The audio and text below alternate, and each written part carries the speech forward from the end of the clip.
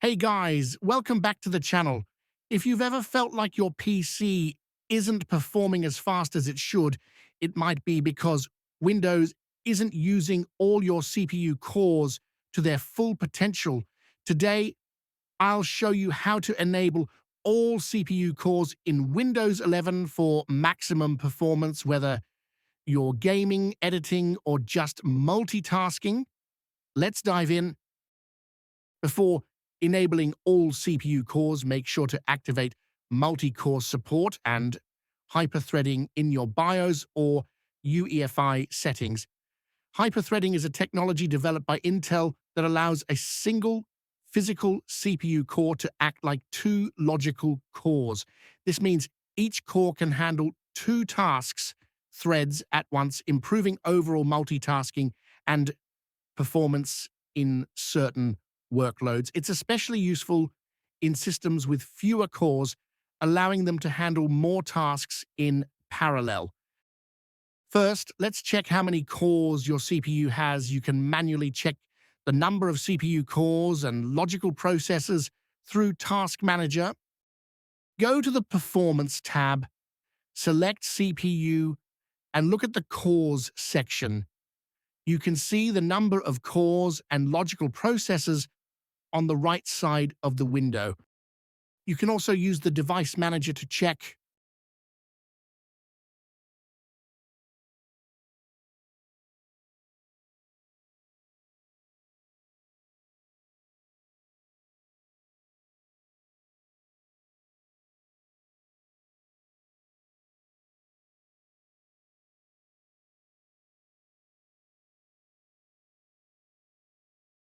Want to speed up your Windows boot time? By default, Windows only uses one CPU core during startup, but you can unlock faster boot speeds by forcing Windows to use all your CPU cores through System Configuration. In the System Configuration window, go to the Boot tab, then click Advanced Options, check Number of Processors, and select the highest available from the drop-down. Also, set the maximum memory if available. Don't worry if the drop-down shows fewer cores. Some may be reserved by the system. Just pick the highest number available. You'll be prompted to restart. Go ahead and restart your PC. You can also enable all CPU cores from System Properties. Open the System Properties panel. Type System Properties in the search box. In the pop-up window, find and click Advanced System Settings.